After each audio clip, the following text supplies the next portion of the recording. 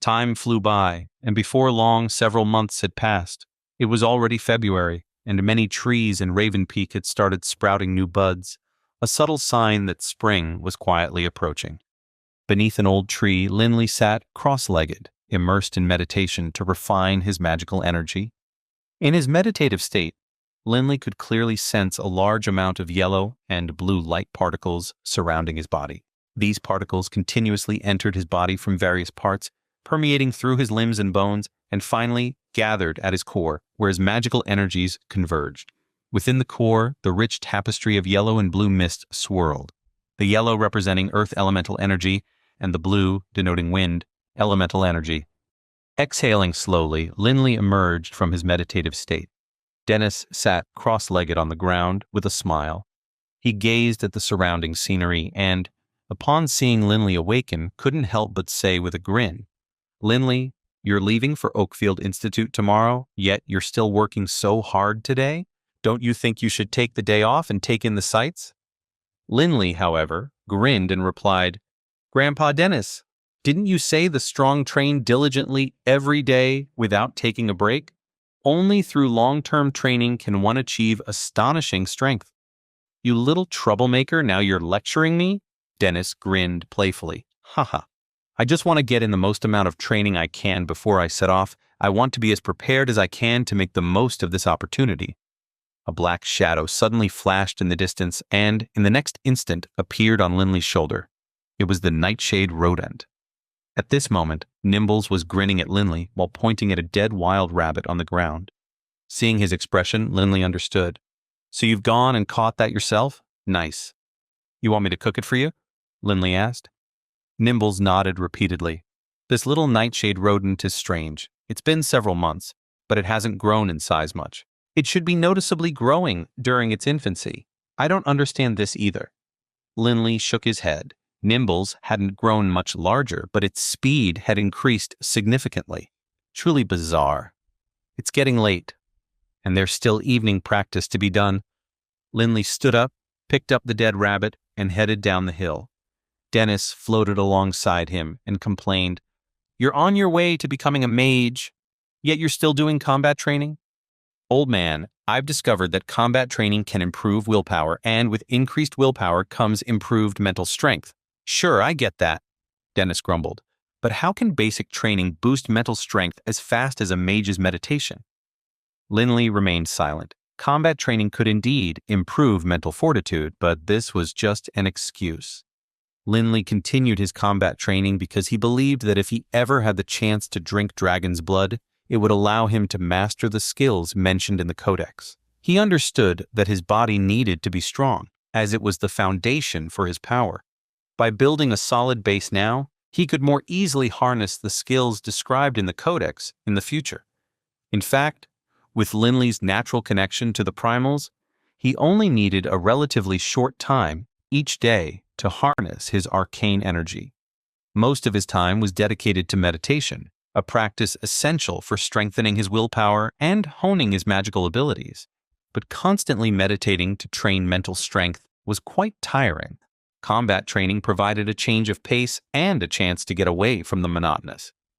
The next morning, many residents of the village gathered on the streets to see Linley off. For the village, having a mage accepted into Oakfield Institute was a great honor that needed to be recognized by all of them. Throughout all of the Oakwood realm, the Oakfield Institute only admitted 100 students each year.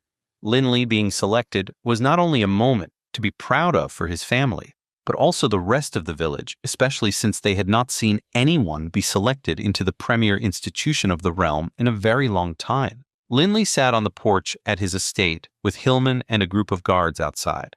Inside the front courtyard were only Horse, Shane, Wharton, and himself. "Linley, today you're going to the Oakfield Institute and will become an official member of the premier institute of the land.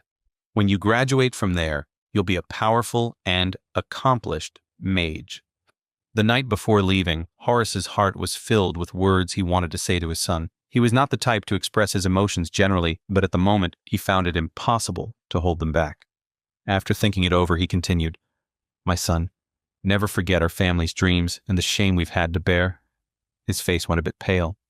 "Once you graduate, you'll be at least a Tier 6 mage, a Hexad Arcanist.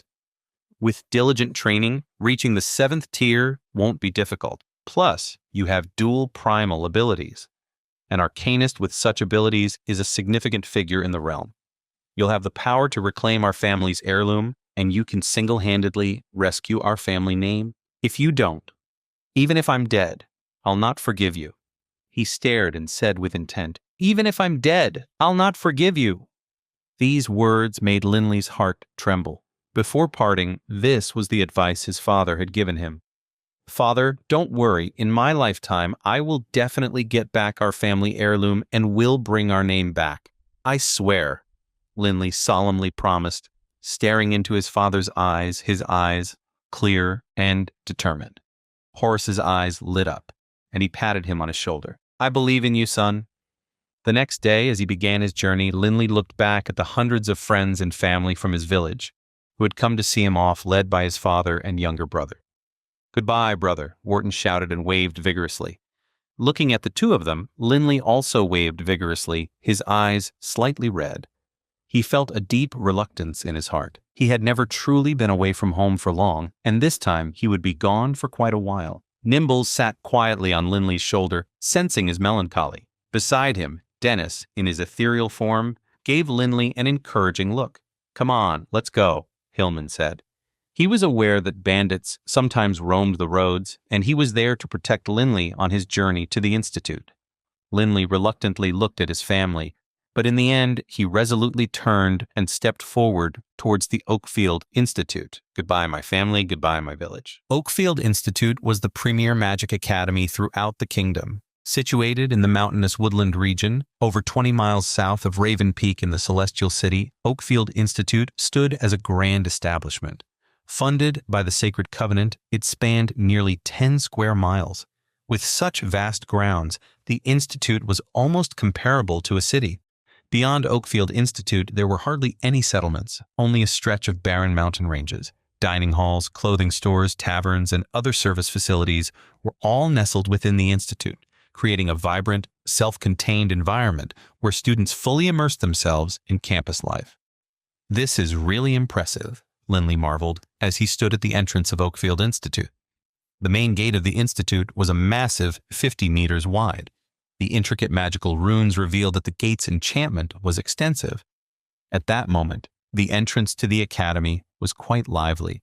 There was a row of administrative staff where a young boy was presenting his acceptance letter and identification to begin the enrollment process. Linley promptly took out his acceptance letter and identification to do the same. "Classes officially begin tomorrow, and according to the rules, I cannot be late. This boy ahead of me probably lives close." Looking at the lack of travel gear on him, Linley thought. The boy in front of Linley was just a child. He was about half a head shorter than Linley, and an elderly gentleman accompanied him. "Hello, I'm Nathan Reed from West Haven." The boy in front suddenly turned and greeted him warmly. Linley was taken aback when he heard Nathan was from West Haven. "West Haven?" he repeated. West Haven stood as one of the dominions, positioned on the east side of the Monster Ridgeline, while Oakfield Institute was the west. To reach Oakfield Institute, travelers must detour from either the northernmost or southernmost ends of the ridgeline. Only elite warriors or those from the hallowed tier dared to traverse the range directly. Wait, that's not the end. You've just had a free taste. Now get the full story on the Pocket FM app, link in description. Check out our next video and play